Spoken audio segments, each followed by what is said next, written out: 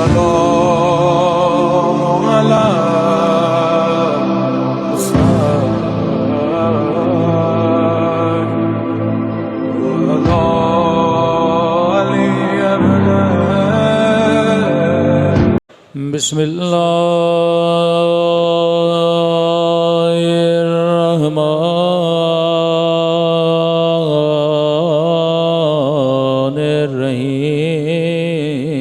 बिस्मिल्लाहिर्रहमानिर्रहीम। अल्हम्दुलिल्लाहि रब्बिल आलमीन। अल्हम्दुलिल्लाहि कमा हुवा अहलो। अस्सलातु वस्सलामु अला सय्यदिल मुरसलीन व खातमे नबिय्यीन अबिल क़ासिम मुहम्मद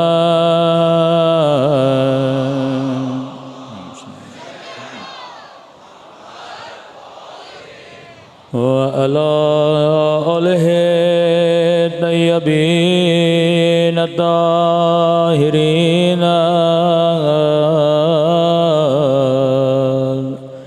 मअसूमीन। दुआ इमाम समा। अल्लाहुम्मा कुल्ले वलीका हुज्जत इब्ने हसन सलवातुका अलैहि व अला आबाए फी हाज़िहि व फी कुल्ले वलिय्यन व हाफ़िज़ा व क़ाइदन व दलीलन व ऐना हत्ता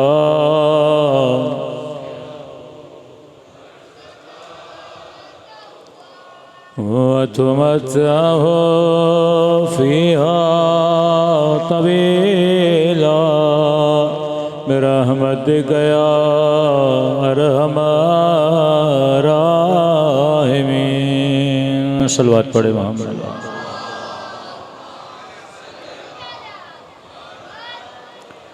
बिस्मिल्लाहिर्रहमानिर्रहीम। रब्बि इश्रह ली सदरी व यस्सिर ली अमरी वहलुल उक़दतम मिन लिसानी यफ़क़हू क़ौली। अम्मा बअद वल अस्र इन्नल इंसाना लफ़ी ख़ुस्र इल्लल्लज़ीना आमनू व अमिलुस सालिहात। सलवात पढ़े मोहम्मद व आले मोहम्मद।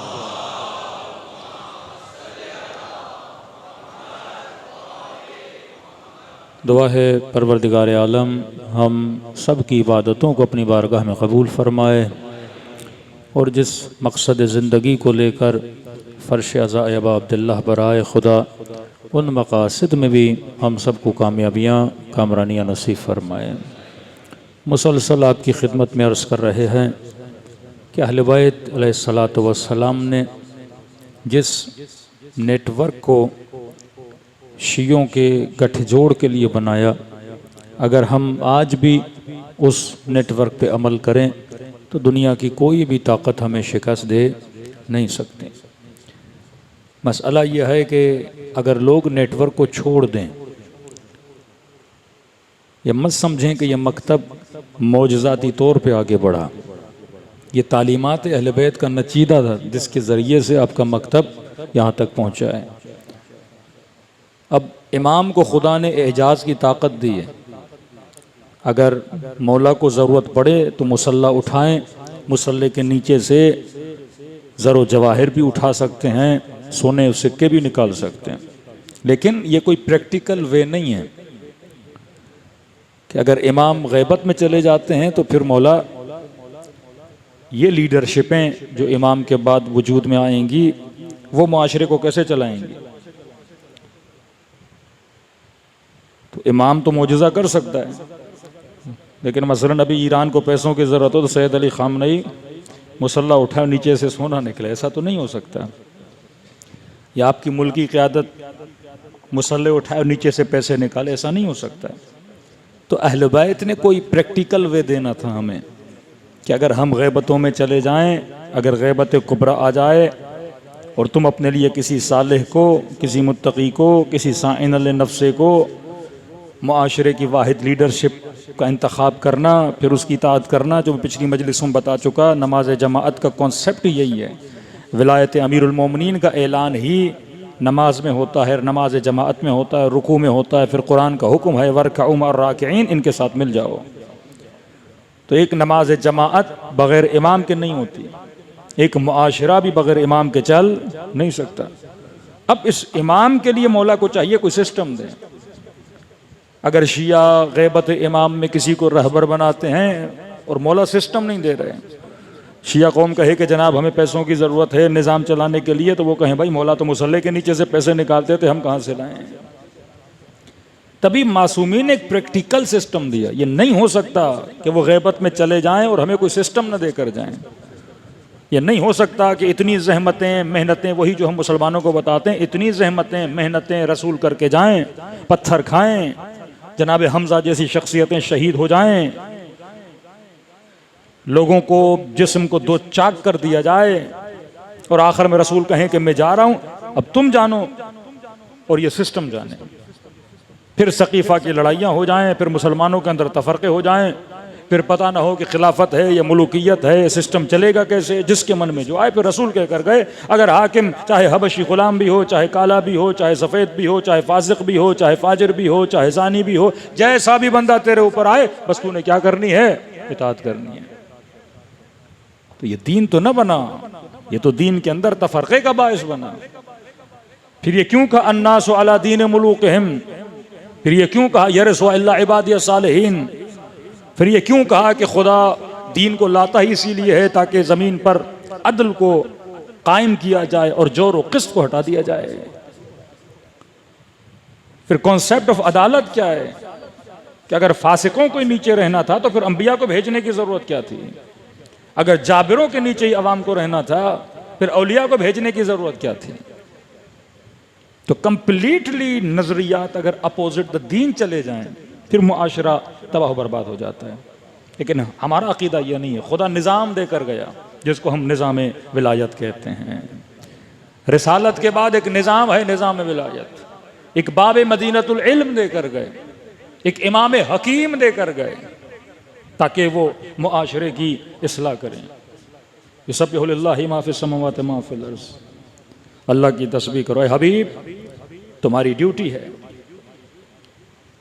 युज़क्कीहिम, इनको पाको पाकीज़ा करो। व युअल्लिमुहुमुल किताब, इनको किताब की तालीम दो।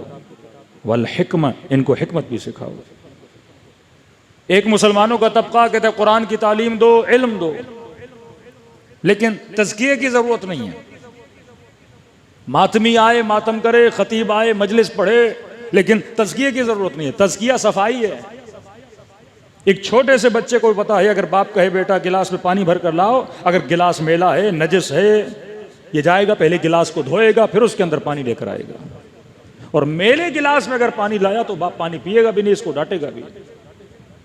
कहा भी पहले इनका तज़किया कर, इनको पाक कर, पहले ज़र्फ पाक हो उसके बाद इसके अंदर इल्म डाल। पहले कल्ब पाक हो फिर इस कल्ब के अंदर हुसैन की मोहब्बत को डालो। कोई चल पड़े करबला की ज़ियारत को सवाब है। करबला की ज़ियारत भी इसीलिए कि शायद जाए इसका तज़किया हो जाए, मजलिस हुसैन में आए शायद इसका तज़किया हो जाए। एक छोटा सा जानवर, एक मुर्गी घर में लेकर आते हो, का 3 दिन इसको रखो, दाना दो ताकि इसका तज़किया हो जाए। कहीं ऐसा ना हो बाहर जाके इसने निजासतें फुजले न खाए हों। अगर पिंजरे में बंद है तो मसला नहीं, लेकिन अगर ये गांव की मुर्गी है, गलियों में घूमने वाली मुर्गी है, कहीं पे चिपकलियां, कहीं पे मुख्तलिफ चीजें खाएं, का 3 दिन इसका तज़किया कर। खुदा ऐसे गोश्त को भी तुम्हारी शिकम में जाने नहीं देता जिसका तज़किया ना हुआ हो। कि हबीब युज़क्कीहिम, जब तज़किया हो गया, जब ज़र्फ़ पाक हो गया, जब बर्तन पाक हो गया, अब इसके अंदर व युअल्लिमुहुमुल किताब, अब इन्हें किताब की तालीम दे। लेकिन क्या तज़किया और तालीम काफ़ी है? फरमाया नहीं, वल हिकमा, इन्हें हकीम भी बना, उम्मत जाहिद बनी, उम्मत मुत्तकी बनी, उम्मत पूरी पूरी रात खड़े होकर नमाजें पढ़ती रही, लेकिन खाली हिकमत। खवारिज से बड़ा कोई जाहिद नहीं, सुबह से शाम नमाजें नमाजें नमाजें। इसी कूफे में कुर्राए सबा में से कारी बैठा हुआ था, जिसकी क़रात सारे मुसलमान पढ़ते हैं, मौला हुसैन की मदद के लिए करबला नहीं गया। इल्म भी आ गया, तज़किया भी आ गया। मतलब एक ऐसा मुसलमान जो कोई कहे गुनाह करता था, कहा नहीं हमने गुनाह करते हुए नहीं देखा। फासिक था का नहीं, शराबी था का नहीं, नमाजी का हाँ,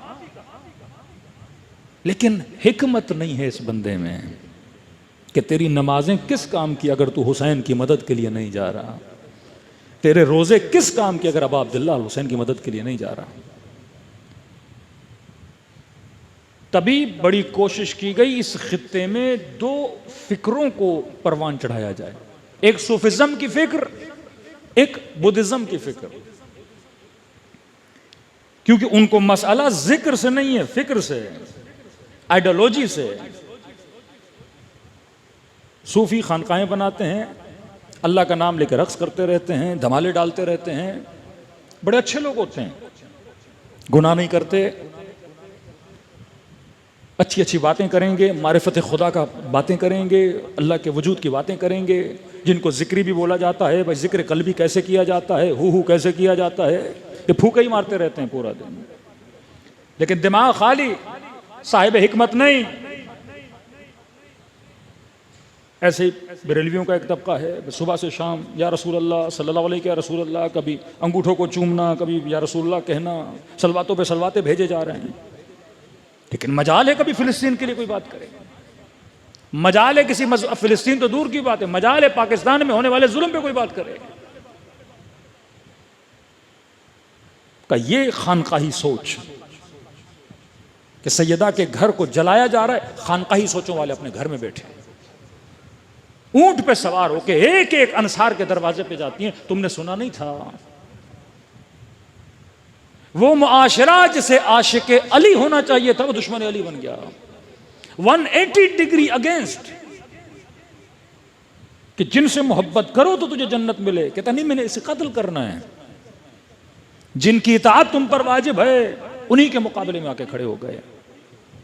ये कौन सा सिस्टम था, ये कौन सी सोच थी जिसने मुआशरे को तबाह बर्बाद कर दिया। फरमा सबसे पहले इस्लाह फिक्र, निज़ाम अहले बैत को समझो। तो अहले बैत इस निज़ाम को बगैर किसी तरकीब के छोड़ के नहीं जा सकते, कोई सिस्टम आपको देकर जाएंगे, उस सिस्टम पे आप चलोगे तो आप कामयाब होंगे। सल्लल्लाहु पढ़े मोहम्मद व आले मोहम्मद।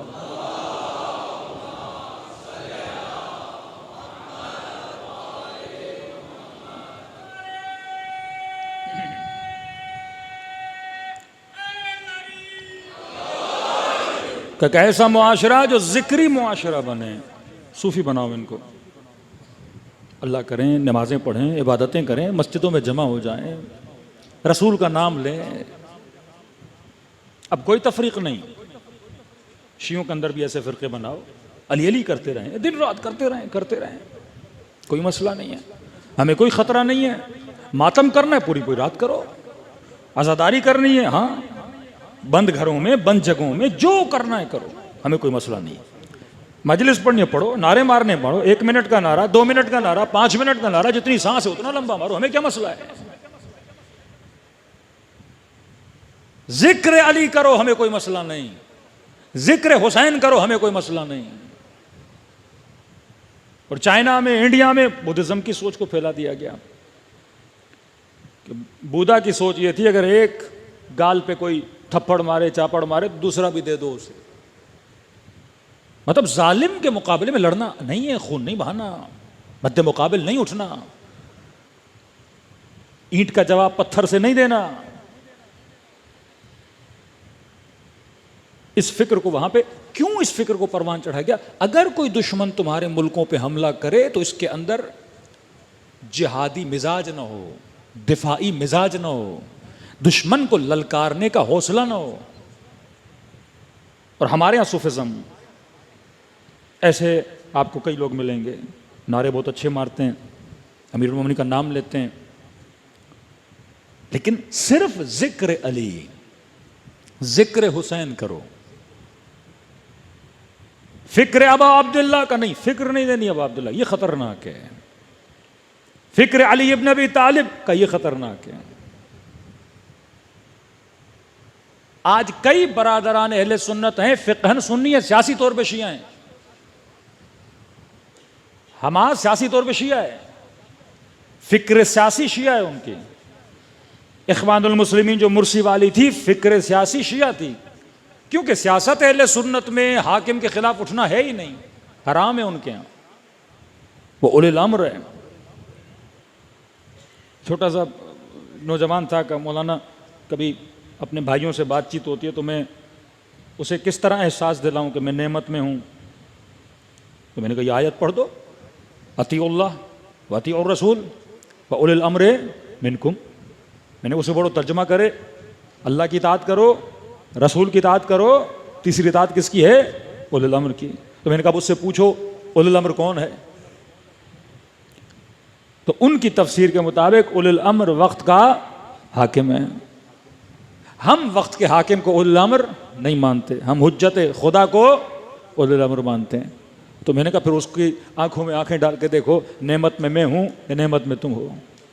तुम्हारा उलिल अम्र शहबाज शरीफ है, जाके दो नफल जाके पढ़ो, नमाज शुक्राना, अल्लाह ने तुझे ऐसा उलिल अम्र दिया है, और मेरा उलिल अम्र फर्जंद ज़हरा इमाम ज़माना है। इससे बड़ी नेमत हो सकती है?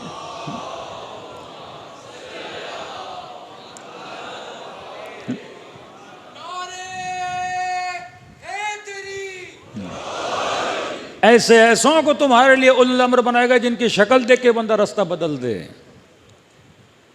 ये नेमत नहीं है क्या है कि खुदा ने आपको मासूम उलिल अम्र दिया है। और अगर मासूम गैबत में है तो शराइत इतने सख्त हैं कि शिया मुआशरे का लीडर क्या होगा? जिसको देखकर मासूम की याद आए, जो किरदार में, जो रफ्तार में, जो गुफ्तार में, जो अदब में, जो अखलाक में मासूम नहीं, कम से कम उसके किरदार से कूनु लना ज़ैनन तो हो, मासूम के लिए बाइस जीनत तो हो, जिसको देख के हम फख्र तो करें कि जिस तरह मुसलमान अली पे फख्र करते थे, आज के मुसलमान सैयद अली पे फख्र तो कर रहे हैं। आज कौन सा मुसलमान फख्र नहीं कर रहा? कि पाकिस्तान में एक बहस चले कि मजालिस में इस्लाही गुफ्तगू नहीं होनी चाहिए, सिर्फ जिक्र करो। उस दिन कल मैंने थोड़ा इशारा दिया था, आपके लिए खोलूं। मैंने कहा कि रसूल खुदा के ज़माने में एक तो यह मैं देखूं रसूल पहनते क्या थे, खाते क्या थे, इसको फॉलो करना 100% मुश्किल है, क्योंकि न वैसी सवारियां आज रख सकता हूं, न वैसा खाना रख सकता हूं। एक फिक्र ये वही सूफी फिक्र कि इमाम हसन के पास आया, हसन इब्न अली आपका लिबास अपने बाबा से नहीं मिलता। छठे इमाम के पास, आपका लिबास अच्छा है, देखिए हमने आपके दादा की सुन्नत पे अमल किया, हम सूखी रोटी खाते हैं, ज़िब्र और सख्त लिबास पहनते हैं, आप तो बड़ा अच्छा लिबास पहन रहे हैं। मौला हसन आपने बेहतरीन लिबास पहना और सवारियों पे जा रहे हैं, हमें देखिए हम आपके बाबा की सुन्नत पे अमल करते हैं। इमाम हसन ने फरमाया तुम हिकमत से खाली हो, सिर्फ तुम्हें कॉपी करना आता है। फिक्र अली को तुमने कॉपी नहीं किया, हुलियों को कॉपी कर रहे हो। फरमाया जैसा मेरे बाबा का जमाना था वैसा मेरा जमाना नहीं है। उस जमाने में फक्र बहुत था, फाका बहुत था, और इस्लाम का हुक्म है कि गरीबों के सामने अमीरों जैसे कपड़े न पहना करो। बाबा हाकिम थे, हाकिम ने रिआया के ज़ईफ तरीन तबके वाले कपड़े पहनने होते हैं। फरमा मेरा ज़माना कौन सा ज़माना है, यहाँ पे लोग माली एतबार से मजबूत हो चुके हैं। अगर कोई बंदा किसी कराची के गरीब इलाके में रहता है, 100-100 गज़ के घर हैं, 70-70 गज़ के घर हैं, लोगों के पास बाइक्स हैं, किसी के पास गाड़ी नहीं है, और उस गरीब इलाके में रहते हुए बड़ी गाड़ी लेके आए और जाए, का ये हराम है। तुम गरीबों के दिलों में क्या पैदा कर रहे हो? हसरत पैदा कर रहे हो। लेकिन यहीं पे अगर मोमिन का घर किसी पोश इलाके में है, डिफेंस में है, पता नहीं मलिर कैंट में है, किसी बड़ी अच्छी जगह पर है, और वहाँ कहे कि मौलाना मेरी सादगी है, हम तो मोटर बाइक लेके चलेंगे, तो वहाँ अमीरों की निगाहों में जलील हो जाओगे। अगर इस्तिताअत है और वहाँ घर लेने की इस्तिताअत है तो अच्छी गाड़ी रखो, ताकि कोई सवारी की वजह से तुझे जलील न करे। किस मुआशरे में किस तरह रहना है, यह हिकमत है अहले बैत अलैहिस्सलातु वस्सलाम। तो रसूल क्या पहनते थे मैंने कॉपी नहीं करना, रसूल ने उसूल बताया कि लिबास वो पहनो जिसमें हया हो। अब वो चाहे मेरा पाकिस्तानी लिबास हो, लेकिन हया होना चाहिए। खाना वो खाओ जो तय्यब हो, ताहिर हो। ये नहीं कि रसूल खुदा ने कि बिरयानी नहीं खाई तो बोले भाई बिरयानी हराम है।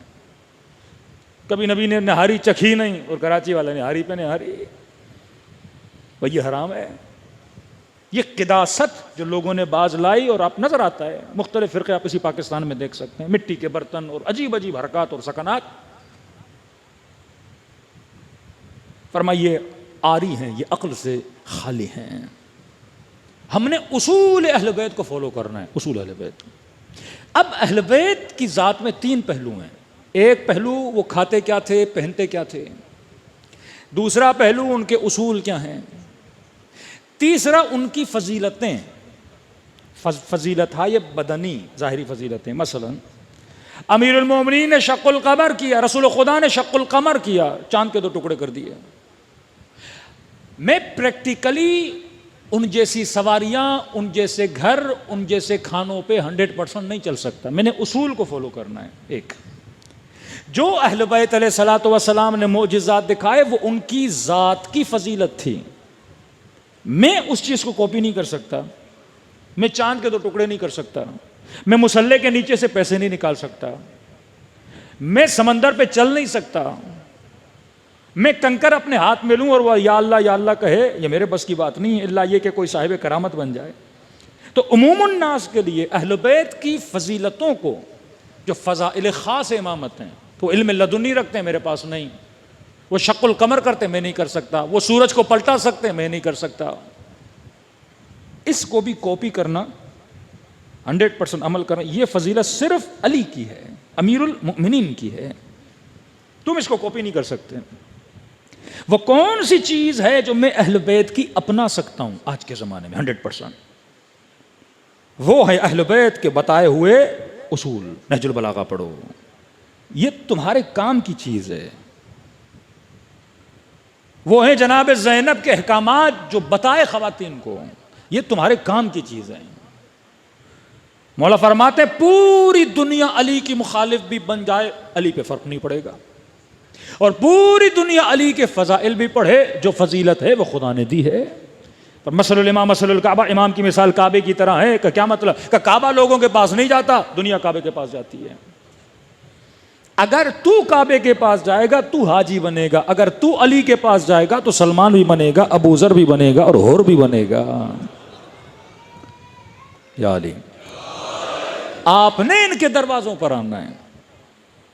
अब आते हैं शिया मुआशरे में। दो तीन तरह के शिया। एक वो जो अमीरुल मोमिनीन की जात को मानता है, पैदाइशी शिया है, नस्ली शिया है, बाप शिया दादा शिया, यूनिवर्सिटी गया, गलत दोस्तों में पड़ गया, थोड़ा लिबरल बन गया। हाँ, कई ऐसे सादात मैंने देखे, न शक्ल से लगता है सैयद हैं, न पहनावे से लगता है सैयद हैं। भाई आप इस तरह के मौला को मानते हैं, जान कुर्बान में, लेकिन सेक्युलर है हम तो मौलाना, ज्यादा मजहबी नहीं है। एक ये शिया। दूसरा वो शिया जो अमीरुल मोमिनीन को भी मानता है और अमीरुल मोमिनीन की बातों को भी मानता है। मतलब उसने जिक्र अली भी लिया है, फिक्र अली भी लिया है। ये खातून सैयदा को मानती है, हिजाब भी करती है। ये जवान अमीरुल मोमिनीन को मानता है, नमाज को मानता है। मौला को मानता है, शराब भी नहीं पीता। दूसरा ये शिया। तीसरा बीच वाला, कभी इधर कभी उधर, साल में 4 नमाजें भी पढ़ लेता है, 8-10 नारे भी मार लेता है, कोई मसला नहीं है। अब 3 तबके मजलिसों में आते हैं। दीनदार तबका शिया, सेक्युलर तबका शिया, मिक्स वाला तबका। अब क्योंकि इंसान के अंदर है हुब्बे ज़ात, ज़ात की बड़ी मोहब्बत है। मिसाल के तौर पे अक्सर मैं अवॉइड करता हूँ दाढ़ी पे पढ़ूँ, उसका एक रीज़न है। अब कोई कहते मौलाना दाढ़ी पे तो पढ़ दें, अब मजमे में 4 की है 6 की नहीं है तो जब दाढ़ी पे पढ़ा, जिनकी है वो टेढ़ी आंखें करके उनको देखते हैं कि मौलाना तेरे लिए पढ़ रहे हैं, वो बेचारों का मुंह उतर जाता है। आज तो सारी मजलिस हमारे ऊपर हो गई। हिजाब पे पढ़ना शुरू किया, जिन खवातीन के सर पे दुपट्टा, बड़े कॉन्फिडेंस में मौलाना तो भाई आज हिजाब पे पढ़ रहे हैं, और जिनका नहीं है वो सारी उनको देखती हैं, इशारे करके तुम्हारे लिए पढ़ी जा रही है मजलिस आज। हाँ? अब हुब्बे ज़ात है ना, अब एक दिन दाढ़ी पे पड़ा, उसकी नहीं आएगा, दूसरे दिन तीसरे दिन कहेगा भाई किसी ऐसे की जाए जो दाढ़ी छेड़े ही नहीं। हाँ, सिर्फ अमीरुल मोमिनीन बताए हमें, ये नहीं बताया कि मौलाना ने कहा क्या है।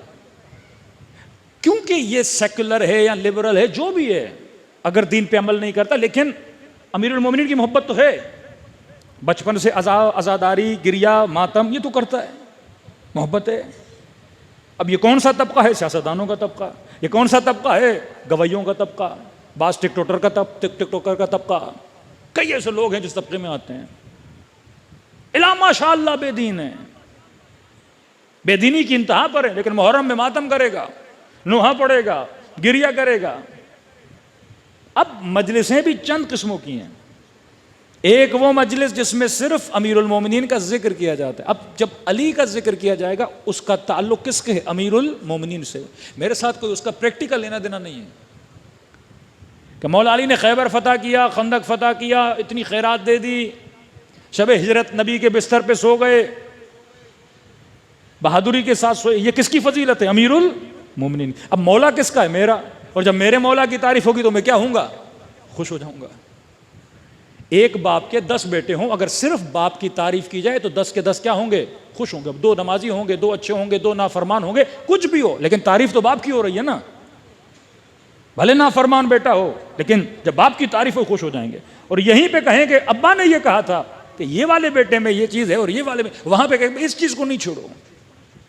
अब्बा क्या थे ये बताओ, क्या कहा था ये हमें नहीं बताओ। तो जब सिर्फ ज़ात अमीरुल मोमिनीन की तारीफ होती है, उसमें तीनों तबके खुश होते हैं। मुतदय्यन तबका भी खुश होता है, सेकुलर तबका भी खुश होता है, मिक्स तबका भी क्या होता है? खुश होता है कि अमीरुल मोमिनीन की ज़ात का भी जिक्र हो, फिर अली की बात का भी जिक्र हो। 2 तबके भाग जाते हैं। भाई आज तो सारी मजलिस हमारे ऊपर आने वाली है। एक राशि जब आके अमीरुल मोमिनीन की मजलिस में बैठेगा और बताएंगे अमीरुल मोमिनीन इतने सख्त थे कि अपने भाई के हाथ पे गरम लोहा लग दिया, 2 दिए थे, एक को बुझा दिया, सख्ती अमीरुल मोमिनीन। आप क्या समझते हैं कि कूफे वाले अली से प्यार नहीं करते थे?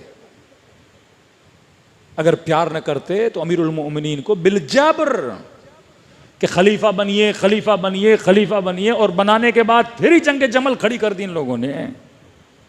एतराज किस बात पर था? अली हम तुझे मानते हैं, अफसहुर रिजाल फिल अरब, अशजाउर रिजाल फिल अरब, तुमसे ज्यादा शुजा नहीं, तुमसे ज्यादा मुदब्बिर नहीं, तुमसे ज्यादा हकीम नहीं, लेकिन अली तेरी अदालत हमसे बर्दाश्त नहीं होती। इमाम ने कहा हाकिम तो बना रहे हो, लेकिन मैं रसूल की सुन्नतों पे चलाऊंगा। हाकिम तो बना रहे हो, लेकिन फरमाया तुमसे अली की अदालत बर्दाश्त नहीं होगी। यही तलहा और जुबैर अमीरुल मोमिनीन के पास आए, कहने लगे अली क्या मतलब? इमाम ने फरमाया पिछली हुकूमतों में जिसने जो गबन किया है, बैतुल माल का पैसा जिसने खाया है, पूरा हिसाब और किताब लूंगा और तुम लोगों से वो पैसा वापस लूंगा। कहने लगे अली देखो हमने हुकूमत पे लाया है, पिछले हिसाब और किताब को छोड़ दो, आपकी हुकूमत में अगर कोई हेरा फेरी करे आप उसका सख्त हिसाब लो। मौला फरमाते वो इमाम कैसा जो पिछला हिसाब छोड़ दे। अली ने कहा था कि अदल अली तुमसे बर्दाश्त नहीं होगा। आज हम कहते तो हैं इमाम आइए, इमाम आइए, एक आलिम की सख्त तकरीर बर्दाश्त नहीं होती, इमाम ज़माना की अदालत कैसे बर्दाश्त करोगे? पूरा निज़ाम और निज़ाम है, उस निज़ाम में अपने ज़ात की मोहब्बत को निकाल कर अहले बैत की मोहब्बत को लाना है। अब ये 3 तबकों ने अपनी इस्लाह नहीं करेगा। एक है लजबाज, लजूज, ज़िद्दी, पता भी है मेरे अंदर ऐब है पर ऐब को निकालने के लिए तैयार नहीं है। वो इस राह अबा अब्दुल्ला पे चल नहीं सकता। चांसेस हैं चले, लेकिन अगर जिद करेगा, इसकी मिसाल किस तरह है, शैतान की तरह है। मैंने कई साल पहले मजालिस में एक जुमला कहा था, एक है जिक्र हुसैन, एक है फिक्र अबा अब्दुल्ला हुसैन। जिक्र सारे मुसलमान करते हैं, ला इल्लल्लाह सारे मुसलमान पढ़ते हैं। आपकी कौमी असेंबली में कुरान की आयतें पढ़ी जाती हैं और उसकी छत पे अल्लाह के नाम लिखे होते हैं और बहुत बड़ा ला इलाहा इल्लल्लाह मुहम्मदुर रसूलुल्लाह। आपके हर परचम के नीचे नज़्म, इत्तेहाद, ईमान और तीनों चीजें नहीं है। नारे लगाने से क्या होता है? दुनिया का आसान तरीन काम है नारा लगाना, आसान तरीन काम है नाम रखना, मुश्किल तरीन काम है सिफत को पैदा करना। तो वो चाहते हैं आप जिक्र करते रहो। जिक्र से कोई खतरा नहीं है, फिक्र से खतरा है। हर वो बंदा जो नमाज पढ़ता है, अल्लाह ने वाजिब किया उसके ऊपर जिक्र सूरह हमद पढ़े। आइए करबला में शिमर भी नमाज पढ़ रहा है, अल्लाहु अकबर, सूरह हमद। ला सलात इल्ला बिफातिहतिल किताब, नमाज नहीं अगर उसमें सूरह हमद नहीं। हाँ भाई शिमर नमाज पढ़ते हो? का पढ़ता हूं। सूरह हमद का पढ़ी। एक खेमा है जिसमें हुर बैठा है, हुर नमाज पढ़ते हैं आप? कहाँ। सूरह हमद पढ़ी? कहाँ। शिमर क्या पढ़ा हमद में? का एक दुआ मांगी, इहदिनस सिरातल मुस्तकीम, ऐ खुदा मुझे सीधे रास्ते पे चला। और आप का मैंने भी दुआ मांगी, इहदिनस सिरातल मुस्तकीम, खुदा मुझे सीधे रास्ते पे चला। अब परवरदिगारा, दो बंदे दुआ मांग रहे हैं नमाज में, ये भी शिमर भी कह रहा है मुझे सीधे रास्ते पे चला, और भी कह रहा है मुझे सीधे रास्ते पे चला। परवरदिगारा एक दुआ करने के बाद कातिल बना, दूसरा दुआ करने के बाद नासिर बना। ये माजरा क्या है? दुआ तो दोनों ने की, तो अल्लाह की आवाज आएगी। हाँ जिक्र दोनों कर रहे थे, फर्क यह है कि शिमर सिर्फ जिक्र कर रहा था और जिक्र भी कर रहा था, साथ में फिक्र भी कर रहा था। हाँ? कामयाबी तब मिलती है, फिक्र अबा अब्दुल्ला, द आइडियोलॉजी ऑफ इमाम हुसैन। आज जंग के अफकार है। ये नेटवर्क फिक्र को बेदार करता है, ये नेटवर्क लोगों को एक दूसरे के साथ जोड़ता है। क्यों इज्तिमाई इबादत की मकतब में अहमियत है? नमाज जुमा, इबादत हज, फरीज़ हज, ईद की नमाज, करबला इमाम हुसैन की ज़ियारत, मजालिस में जमा होना। क्योंकि जब जमा होते हो, एक मौला का कौल है, मौला फरमाते अगर एक बकरा भी अकेला सफ़र करेगा ना तो भेड़ियों का शिकार बन जाएगा, लेकिन जब मिल के चलते हैं तो ये कई दुश्मनों के ख़तरात से क्या हो जाते हैं, बच जाते हैं। आज मुसलमान क्यों ज़िल्लतों के अंदर है? क्योंकि टूट फूट का शिकार है। आज हम बदबख्तियों में इसलिए जाते हैं क्योंकि हमारे अंदर क्या हैं, तफरक़ाबाजियाँ हैं। ज़िक्र से खाली कुछ भी नहीं होता, फ़िक्र से होता है। इमाम हुसैन अगर करबला जा रहे हैं, कोई फ़िक्र लेकर जा रहे हैं। वो फ़िक्र थी कि मेरी शहादत के बाद एक पूरा कल्चर क्रिएट होगा अज़ा इमाम हुसैन का, जिसको बाद में आने वाले मासूमों ने क्या किया, प्रमोट किया। पूरा पब्लिसिटी और मार्केटिंग का सेटअप है ये। अलम का लगाना, जुलूस का निकलना, नुहा खानी, सलाम, मरसिया, एक पूरा कल्चर बन चुका है। लेकिन ये कल्चर चल तो रहा है, पर अहदाफ इमाम हुसैन को पूरा कर रहा है कि नहीं? हदफ पूरा होना चाहिए। अब मुझे पता तो हो कि ये इतना बड़ा प्लाजा जिस बंदे ने खड़ा किया है उसका मकसद क्या था। इतना बड़ा कारखाना अगर किसी ने बनाया है तो बनाने का मकसद क्या था। एक बंदा एक कारखाना बनाना चाहे, करोड़ों रुपए उस कारखाने पे लगा दे, उसका मकसद यह था इस कारखाने से कोई प्रोडक्ट निकले। अब जब ये कारखाना बन रहा था, मुख्तलिफ लोग इस कारखाने से फ़ायदा ले रहे थे। मजदूर जो डेली दिहाड़ी पे आ रहा था फ़ायदा ले रहा है, चौकीदार फ़ायदा ले रहा है, इलेक्ट्रिसिटी वाले फ़ायदा ले रहे हैं, सीमेंट की कंपनी फ़ायदा ले रही है, ईंटें बेचने वाले फ़ायदा ले रहे हैं। अब चलते चलते कारखाना 70% चला, आधे में बजट कम हो गया, कारखाना आगे ना बढ़ सका, बंद हो गया। अब जो कारखाना बनाना चाहता था उसने अपना हदफ पूरा नहीं किया, वो बेचारा अपने हदफ में पीछे रह गया। लेकिन जो इसके अंदर इन्वॉल्व थे वो सारे फायदा ले गए, उनका हदफ पूरा हुआ। मजदूर का हदफ पूरा हुआ, चौकीदार का हदफ पूरा हुआ। कराची की स्टील मिल ले लें, मकसद ये था स्टील मिल स्टील बनाए, स्टील है ही नहीं। हाँ, लेकिन सारे बैठे खा रहे हैं, उसके घरों से फायदा ले रहे हैं, चौकीदार फायदा ले रहे हैं, अभी तक तनख्वाह ले रहे हैं। इनका हदफ पूरा हो रहा है, स्टील मिल का हदफ पूरा नहीं हुआ। इमाम हुसैन के कारखाने से हर बंदा फायदा तो ले रहा है, वो मौलवी हो, वो जाकिर हो, वो नूह खान हो, हर बंदा फायदा ले रहा है। हर बंदा सिस्टम से फायदा ले रहा है। काफले वाले अपना फायदा ले रहे हैं, नूह खान अपना फायदा ले रहे हैं, मुझे से खतीब अपना फायदा ले रहे हैं, जाकिर अपना फायदा ले रहे हैं। हर बंदा इस सिस्टम से कुछ ना कुछ लेके जा रहा है। कोई ईंट लगा रहा है, कोई, उनको तो तनख्वाह मिल रही है ना। हदफ इमाम हुसैन पूरा हो रहा है कि नहीं? मकसद हुसैन पूरा हो रहा है कि नहीं? का इस कारखाने में काम करने वाले के दिल में अगर दिल सोजी हो, दर्द हो कि इतनी मेहनत, इतना पैसा लगा, मैं कम से कम मालिक का फायदा भी तो करूं, मेरा तो हो ही रहा है। लेकिन इमाम हुसैन का तो, इमाम हुसैन के हदफ को तो समझूं क्या था, मकसद को तो समझूं। लेकिन नहीं, हर बंदा सिर्फ फायदे के पीछे, और इमाम हुसैन को भूल जाए कि हदफ हुसैन था इन्नमा खरजतो लिस्लाह, इन्नमा खरजतो लितलब इस्लाह फी उम्मत जद्दी। मैं इसलिए निकला ताकि अपने जद की उम्मत में क्या पैदा करूं? इस्लाह पैदा करूं। कद उमीतत, जिनके अंदर दीन मर चुका है, दीन जबान की चिटखारी बन चुका है, सुन्नतें मर चुकी हैं। अब इमाम इस बिगड़े हुए मुआशरे की फिक्र की इस्लाह करने के लिए बाहर निकले। सलवात पढ़े मोहम्मद व आले मोहम्मद।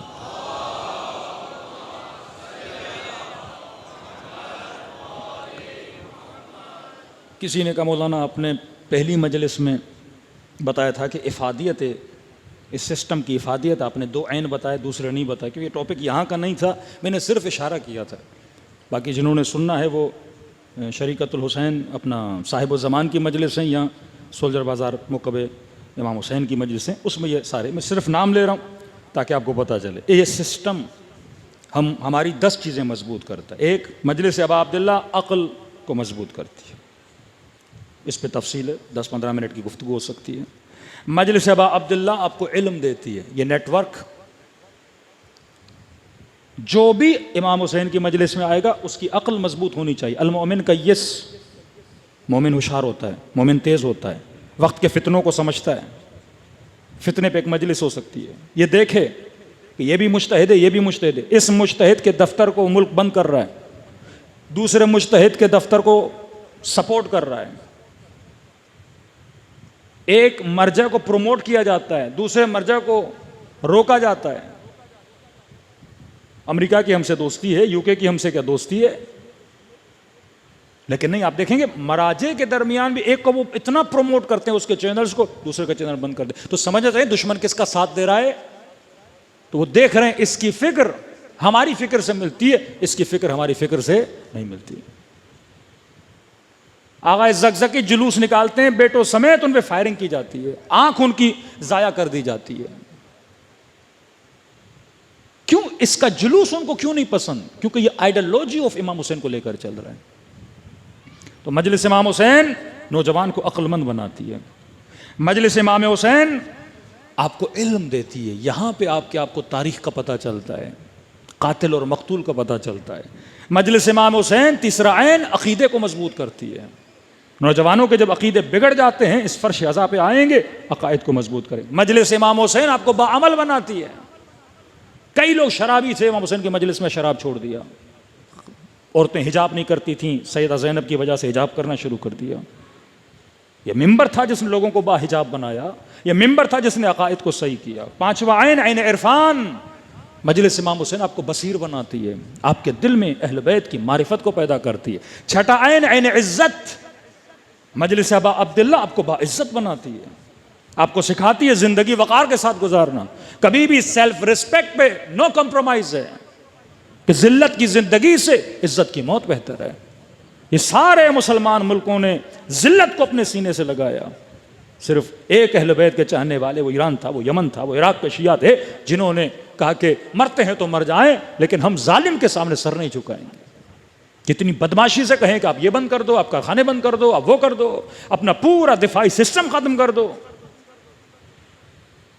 का सुपर पावर है तो खुदा है, अल्लाह के अलावा हम किसी को नहीं मानते। 7वीं चीज अदब शनासी, करबला हमें बताती है दुश्मन शनास बनो, यजीद को सुनो, यजीद को पहचानो, फिक्र यजीद को भी पहचानो कि दुश्मन तुम्हारे सिस्टम को तबाह बर्बाद करने के लिए हरबे कौन से अपनाता है? तफरका, ज़ैग़। यूसुफ के भाई जब गए ना इतने सालों के बाद भाई से मिलने के लिए, हज़रत यूसुफ फरमाते हैं कि तुम्हारे और हमारे दरमियान शैतान ने तफरका डाल दिया था, और इस तफरके ने हमारी पूरी फैमिली को इतने साल एक दूसरे से अलग कर दिया।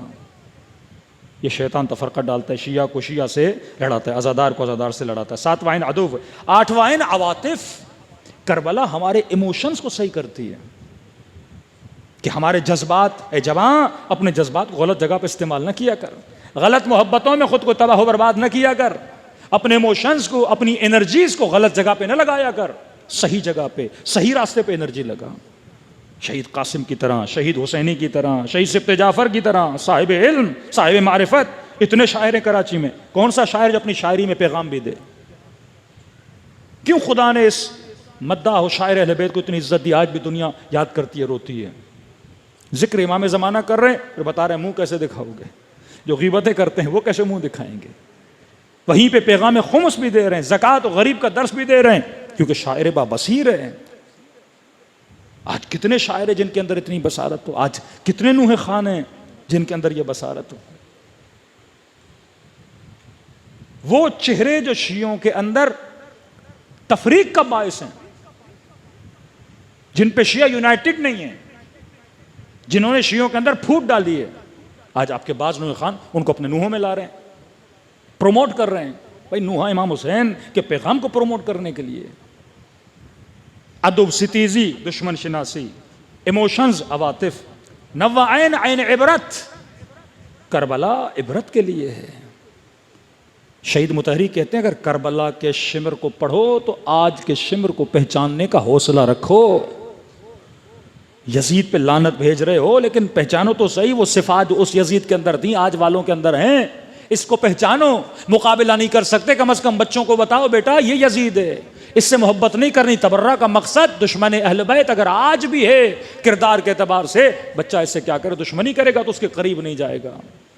ये नहीं कि एयरपोर्ट पे देख लिया किसी वक्त यजीद को, कहे कि सेल्फी निकालनी, आप भी बड़े मशहूर हैं, एक फोटो आपके साथ भी हो जाए। ये तबर्रुज जाहिली का जमाना, किसको ये तमीज होनी चाहिए कि मेरे दिल में कशिश किसके लिए हो।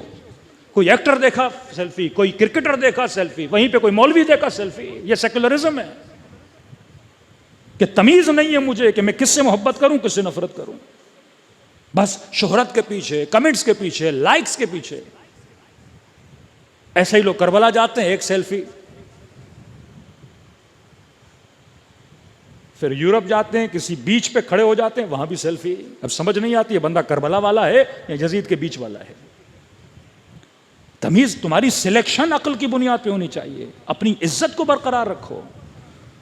9वां आइन इबरत, अगर इबरत नहीं लोगे, अल्लाह कहता है तुम में और गधे में कोई फर्क नहीं। क़यामत के दिन क़िरदतन ख़ासिईन, जानवर बना के उठाऊंगा, क्योंकि इंसान बनाया था, साहिब अक्ल बनो। 10वां आइन अदालत, अहले बैत, कुरान, दीन इसलिए आया ताकि तुम्हारे बीच में क्या हो जाए? अदालत नाफिज हो जाए। करबला अदम अदालत का नाम था। मुआशरे में अदालत ख़त्म हो गई, मुआशरा कातिल मोहम्मद और आले मोहम्मद बना। कल अगर वक्त मिला तो अमीरुल मोमिनीन के नहजुल बलागा के 4 नसीहतें मालिक अश्तर को। एक समाज, एक मुआशरा, एक नेटवर्क बनाना चाहते, उसमें 4 चीज़ें होनी चाहिए। अगर ये 4 चीज़ें नहीं, तुम्हारा नेटवर्क कभी कामयाब नहीं हो सकता। सलवात पढ़े मोहम्मद वाले।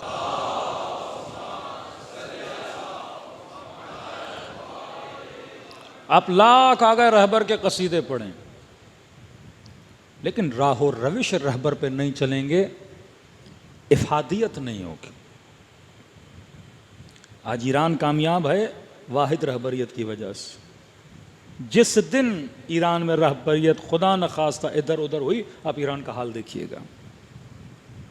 वो दाखिली जंगें वहां पे होंगी कि आपके तसव्वुर से बाहर है। एक दूसरे का गोश नोचने वाली कौम बन जाएगी। या आज आप देख रहे हैं मुआशरा सुधरा हुआ है वाहिद लीडरशिप की वजह। एक लीडरशिप नेमत है, नेमत। और जब तक आप अपने निज़ाम में वाहिद लीडरशिप नहीं लाओगे कामयाब नहीं रहोगे। करबला लीडरशिप का नाम है। मौला मैदान जंग में जाऊं, नहीं अब्बास खामोश। मौला मैंने ख़त खींची है, अब्बास मिटा दो। जी मेरे मौला। एक बीबी नहीं मिलती करबला में जो मौला पे एतराज़ करे। समअन व ताअतन व सल्लिमू तस्लीमा, इताअत मासूम इताअत इमाम।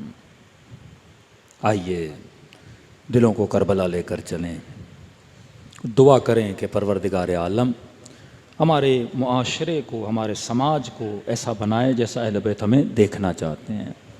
हम सब को तौफीक दे कि अहले बैत के बताए हुए नेटवर्क पे चलें ताकि कौम और कौम के मसाइल हल तलब हों। फरमाया अगर मच्छर के पर के बराबर भी आँखों की पलकें गीली हो जाएं, खुलूस हो, तो इस आंसू में इतनी ताकत है वो तेरे सारे गुनाहों को माफ़ करवा सकता है। मजलिसें हैं ही इसीलिए ताकि हुर बनो और अपने गुनाहों की माफ़ी मांगो। बेहतरीन नाम नाम हुसैन है। सारे मासूमीन अफजल हैं, सबका ज़िक्र इबादत है, लेकिन एक खुसूसियत है ज़िक्र अबा अब्दुल्लाह में। किसी मासूम के नाम पे इतना गिरिया नहीं होता जितना हुसैन के नाम पे होता। किसी भी मासूम का नाम इतना जल्दी दिलों को मेल्ट नहीं करता जितना इमाम हुसैन का नाम करता है। मतलब हो सकता है सदियों का सफ़र हुसैन दिनों में कराते हैं, दिनों में। ये वो हरारत है कि वादा है खुदा इस हरारत को कभी बुझने नहीं देगा। खुलूस दिल से अपने आका को सलाम करें और दुआ करें कि खुदा हम सब को आक़िबत बखैरी नसीब करे। अस्सलामु अलल हुसैन व अला अली इब्न हुसैन व अला औलादिल हुसैन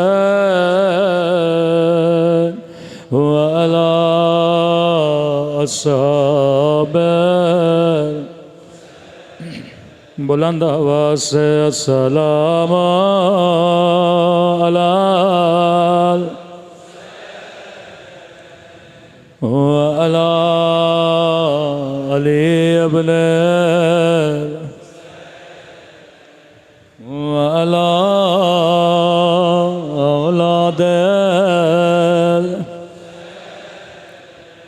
व अला अस्हाबिल।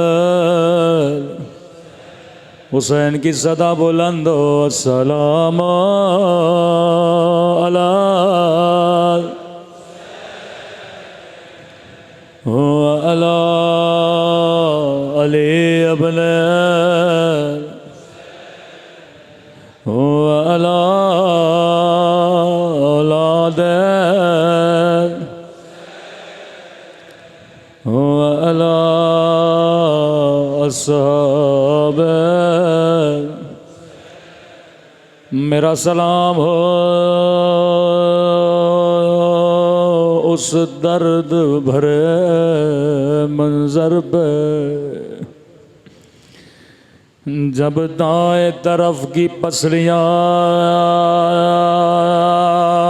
बाएं तरफ चले गए।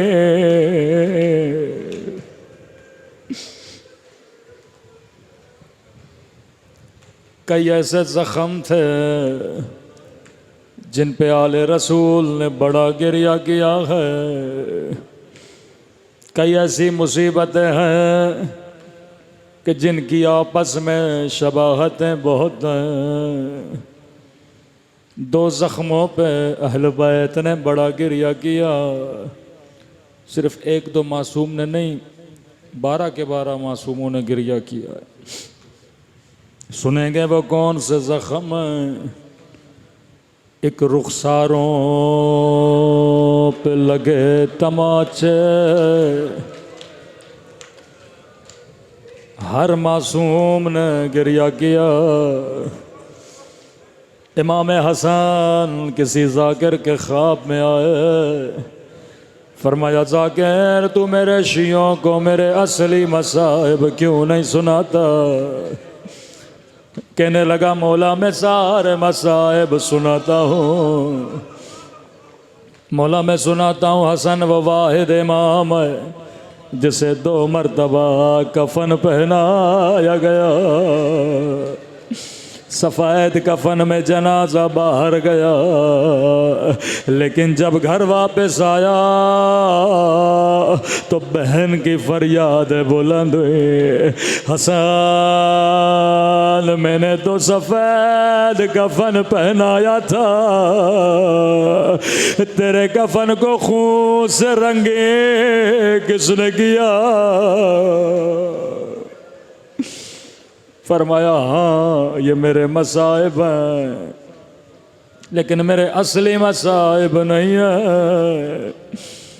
मौला मैं आपके शियों को बताता हूँ, हसन को हसन की बीवी ने जहर दिया, जिगर के टुकड़े बाहर आए।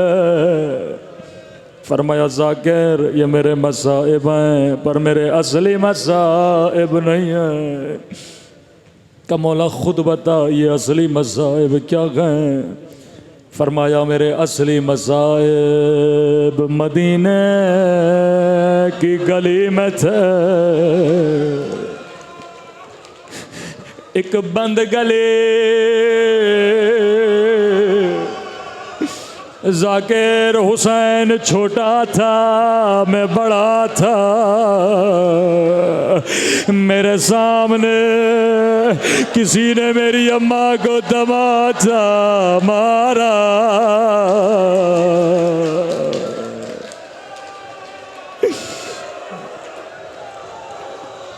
जब तक जिंदा थे खून रोते रहे,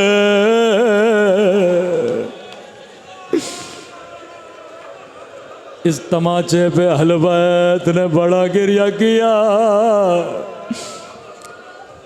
अब शबाहत देखो, एक तमाचा मदीने में लगा, हसन इब्ने अली ज़ारो कतार रो रहे हैं, एक तमाचा करबला में लगा।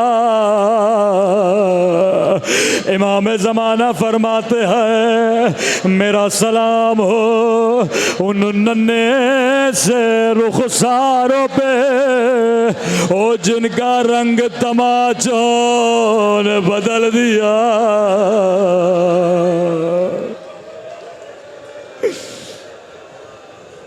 चार साला बच्ची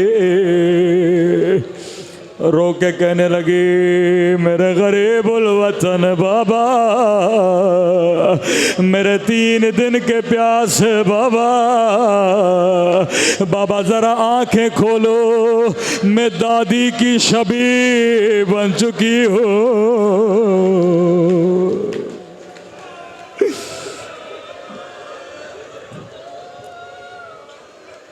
शबी है ज़हरा सकीना, इस तमाचे पे अहले बैत बड़ा रोए। दूसरा ज़ख़म जिस पे छठे इमाम 8वें इमाम अली इब्न अबी तालिब हर मासूम ने गिरिया किया। एक रुखसारों के जख्मों पे, दूसरा टूटी हुई पसलियां,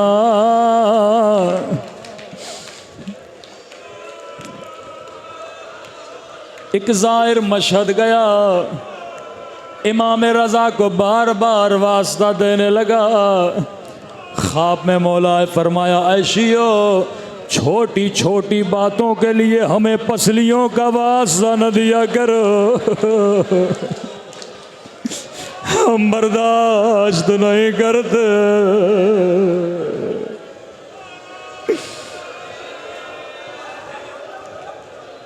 छठे इमाम का ज़माना, एक मोमिन दौड़ा दौड़ा आया, मौला फला मोमिन जो आपका चाहने वाला है उसे सजाए मौत सुनाई गई। इमाम ने कहा जुर्म क्या था? का मौला गली से जा रहा था, ज़मीन पे गिरा, जब उठने लगा उसने आपकी दादी के कातिलों पे लानत के। सिपाहियों ने सुना सजाए मौत दी है। मौला ने मुसल्ला बिछाया, अरे खुदा तुझे मेरी इज्जत का वास्ता, इस मोमिन को घर पलटा दे। असर दुआ आज़ाद हुआ, मौला की खिदमत में आया, मौला ने बोसा दिया, फरमाए मोमिन सैकड़ों लोग ज़मीन पे गिरते हैं लेकिन कोई मेरी दादी को याद नहीं करता, बता तूने क्यों याद किया? कहता है मौला जब मैं गिरा मेरी कमर में चोट आए, मौला पसली टूटी नहीं लेकिन इतनी तकलीफ थी, सांस लेना मुश्किल था। मौला मुझे याद आया ज़हरा की पसलियाँ तोड़ी गए।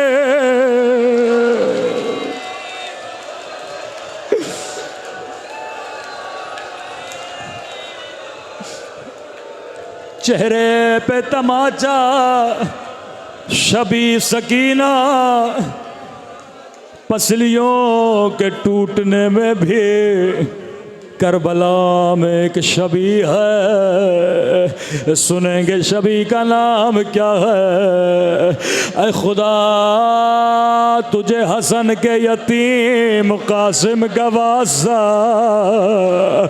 जिसके दाएं तरफ की पसलियाँ बाएं तरफ चली गए, बाएं तरफ की पसलियाँ दाएं तरफ चली गए। कासिम शबी है, ज़हरा है। शायद कोई जवान के मौलाना उसी दिन आपने मजलिस में पढ़ा इमाम हुसैन की पसलियाँ भी टूटी थी। लई इब्न साद के पास आ, इब्न साद जब मैंने हुसैन के बदन पे घोड़े दौड़ाए, मैंने अपने कानों से पसलियाँ टूटने की आवाज़ सुने। हाँ हुसैन मजलूम है, हाँ मौला की पसलियाँ तोड़े गए, लेकिन शबी ज़हरा नहीं है, क्योंकि मौला शहीद हो गए, बाद में पसलियाँ तोड़ी गई। ज़हरा जिंदा थे, कासिम जिंदा था, दाएं तरफ की पसलियाँ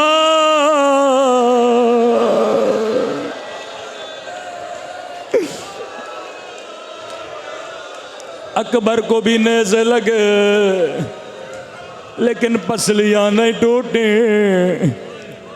कासिम 13.5 बरस का जवान, अब्बास जा खेमे से कोई ज़रा लेकर आ, बदन पे कोई ज़रा नहीं आए। करबला का वाहिद शहीद है जो बग़ैर ज़रा के मैदान में गया और जिसकी लाश के टुकड़े टुकड़े हो गए। जो भी शहीद घोड़े से गिरा उसने हुसैन को आवाज़ दी। कासिम इतना छोटा था, जब घोड़े से गिरा आवाज़ दी, अम्मा अम्मा मैंने तेरे दूध की लाज रखे, अम्मा मैं घोड़े से गिर गया।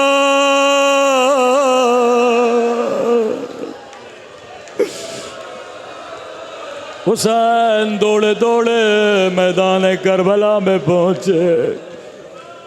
मेरे उस्ताद पढ़ा करते थे, कहीं हुसैन को कासिम का लाशा नजर नहीं आया।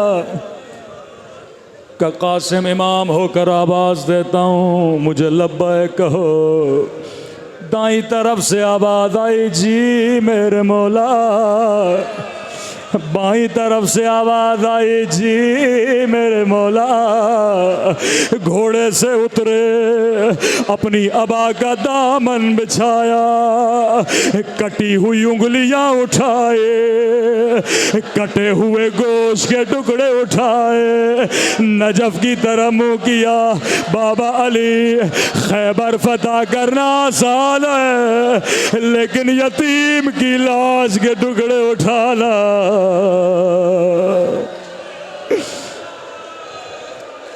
बड़ा मुश्किल है। खैमे के दर पे पहुंचे, अम्मा फिजा जरा बहन ज़ैनब को बुलाना, लेकिन माँ को न बताना। बीबी ज़ैनब खैमे के दर पे आई, फरमाया बहन ज़ैनब, कासिम का लाशा लाया हो। ज़ैनब ने कहा हुसैन, हुसैन तेरे हाथ तो खाली है, हुसैन लाशा कहाँ है? फरमाया बहन ज़ैनब, ये जो गठड़ी मेरी पीठ पे देख रही हो, इसमें कासिम के लाश के टुकड़े हैं, लेकिन ज़ैनब माँ को न बताना, मातम हुसैन।